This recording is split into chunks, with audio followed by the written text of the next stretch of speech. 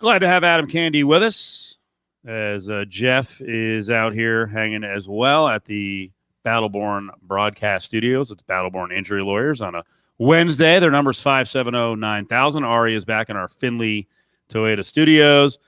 We're going to talk to Tracy Wolfson, one of the broadcasters from the Super Bowl. Big fan of Tracy. We talked to her in the middle of the season, so we'll get an update on what the rest of the season was like for sideline reporters dealing with COVID. And, she's been on the Super Bowl before, so she's got a lot of knowledge in terms of history. And what a freaking setup. Holy cow. TB12 against Pat Mahomes. Battleborn Injury Lawyers presents the Big 5 at 5. Number 5. One of the headlines locally is UNLV basketball having a tough time getting even with that Reno program. They've now lost 8 in a row to the Pack. Got to say it straight out, Candy. It's unacceptable. It's nuts. Now, I'm not saying last night's game was a guaranteed win. It wasn't. They were a sizable dog. They were down Bryce Hamilton. He's got an ankle injury. While we're at it, what would you do with Bryce Hamilton the rest of the way? Joe Girardi in baseball has always had a theory with his players that whenever he sees the player come to him and say, I'm ready to go, that he makes the player wait another day or two. Wants to really make sure that the guy is ready, and that's exactly what UNLV should be doing. Look, the regular season is a lost cause. You're not winning the Mountain West regular season. You're probably not getting into the top 4. At this point, you have to be pointing everything toward the conference tournament and just saying, get Bryce Hamilton right to try to make a run in March. So as you watched that game last night, and they played a good game considering Hamilton's out. They were not good on Sunday. They lost by 29 points. They were very much in the game. They led at the half. They led, or they were tied late at 58s. But as you watched, it's like the roster seems short on talent. Is that an accurate assessment? Yes. Without question. And it is short on talent in one key spot, and that's at point guard. Yep. Marvin Coleman is out. And look, Marvin Coleman had grown himself into a reliable starting point guard in the Mountain West. The problem is there's nobody behind him. There's literally no one else who has true point guard skills behind Marvin Coleman. Bryce Hamilton was handling the ball quite a bit after Marvin Coleman got hurt and was out for the year. Because he's talented enough to do it. But Bryce Hamilton's not a point guard. He's a creator. He can slash and he can get into the lane and he can distribute the ball to other players. But that's not a point guard. He's supposed to be someone who is scoring for you and creating off the scoring for other people, as opposed to a point guard usually doing the opposite. And I think that's a failing on the staff's part to not have recruited a legitimate backup point guard, to not have found a transfer, to not have found a JUCO guy, just someone you could break glass in case of emergency in the situation like this. Well, they didn't necessarily have to recruit anyone. They had Amari Hardy on the roster. He's playing 29 minutes a night for Oregon. Yeah, he's playing 29 minutes a night for Oregon. Last 4, he's playing 33 minutes a night. He's the point guard. He doesn't shoot much. He's only averaging 5.5 points. But he's out there with about 4 assists a game. He's not turning the ball over a whole lot. I still don't understand what went down in the whole scenario last year. If that was a Hardy family choice to move on, if Otts and company were like, yeah, we're going to move in a different direction because we got some young point guards and we're set with Marvin Coleman. But his exit has left them a bit naked at the position.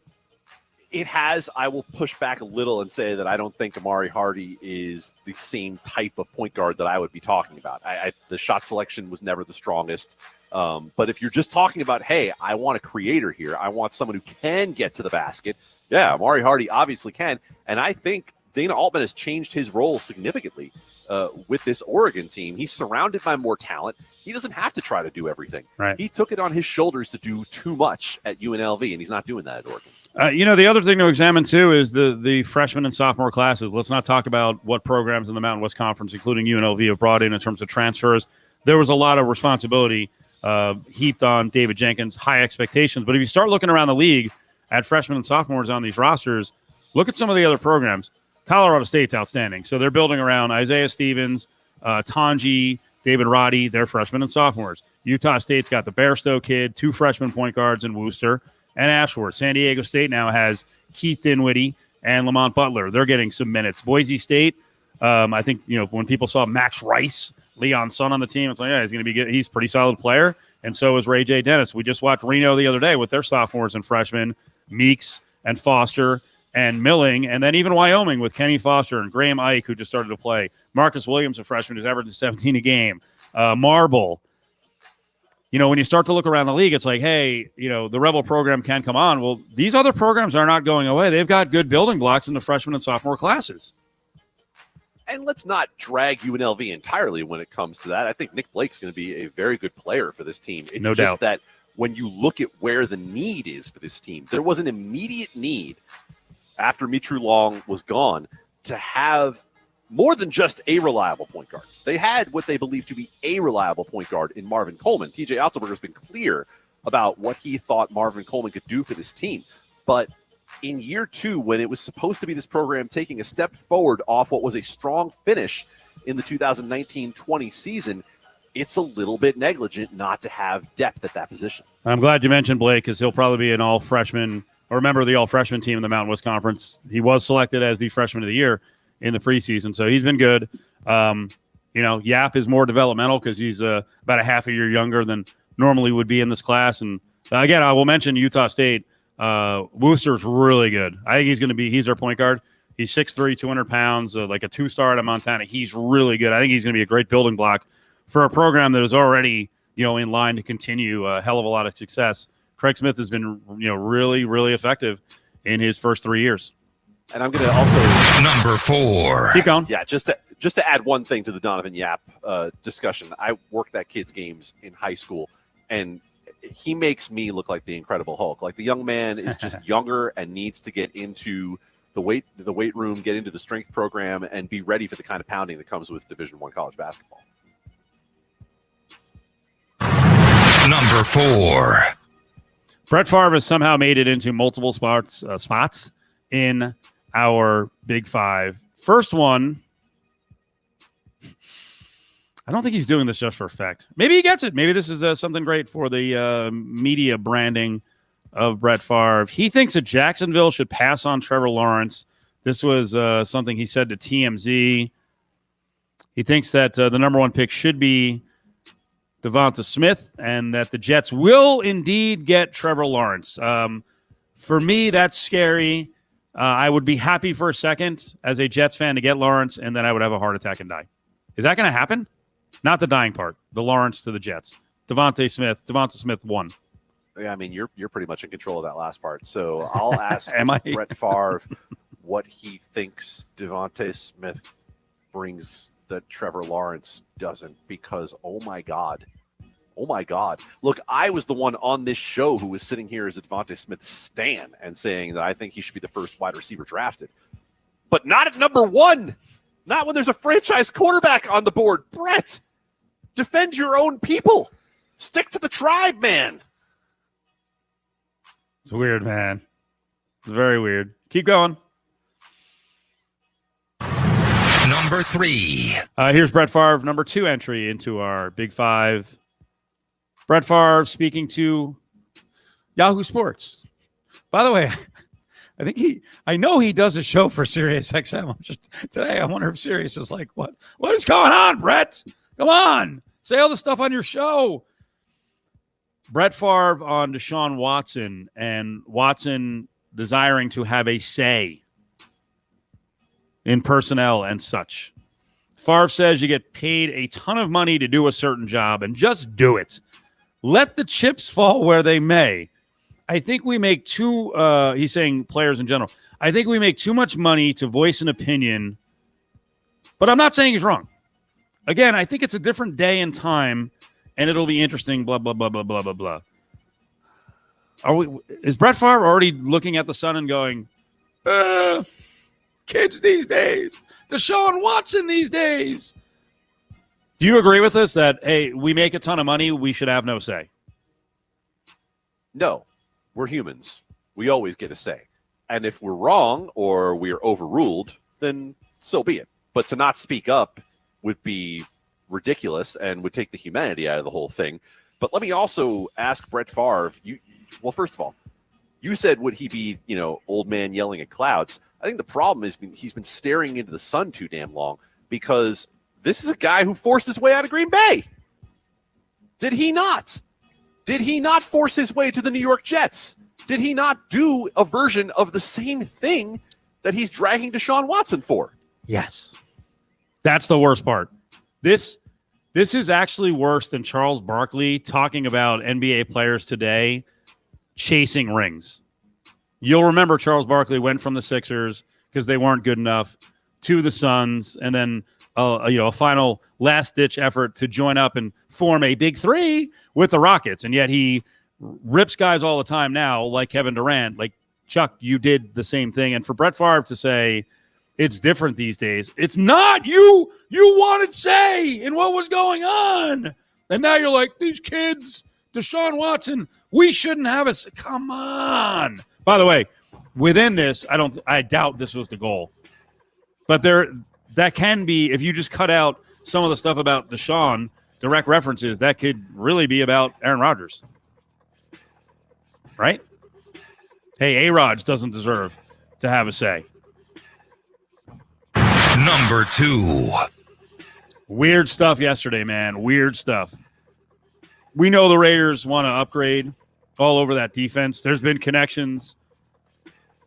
At least it's been mentioned. Richard Sherman to the Raiders, that would be an interesting move. At that point, Candy, does that mean that Jon Gruden and Richard Sherman should be meeting up on a video pod? Can you describe this before we play some audio? Sure. So this is a Pro Football Focus podcast, and we know that we have guys from Pro Football Focus on this show all the time, and this has been a regular thing throughout the year for Chris Collinsworth and Richard Sherman. It's a really insightful podcast, actually. And they had Jon Gruden on the podcast, and that allowed for a discussion between the guys. And Chris Collinsworth tiptoed on this thing and, kind of set up the two of them, to talk about the future, but also was very clear with Gruden, like, hey, I don't want to get you in trouble here. And I don't think John took the cue. Richard Sherman, if you are a free agent, which there is a rumor you are, we are looking for an alpha presence in our secondary, somebody that can play this Hawk 3 press technique with the read step. If you're available and interested, maybe you and I can get together at some point off air. Well, there goes a 5th-round pick. My God. What are you doing? Come on, John. I'm guessing the league is looking at this going, you can't jump on a video pod while the guy is available and, get some undue influence in public in trying to recruit Dick Sherman to your team. Don't you feel like this is a little bit reminiscent of Brick Tamlin in Anchorman? Like just walking up and saying, I would like to invite you to a party in my pants. Like that's what Jon Gruden reminds me of in this spot. Like, Richard, sure, I would like to invite you to be the Hawk defender for the Las Vegas Raiders.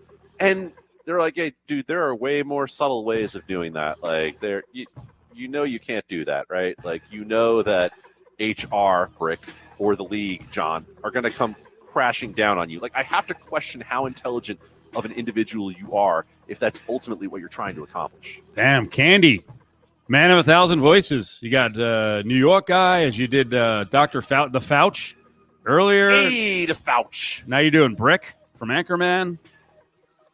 I'm not exactly Steve Carell, but, Who knew?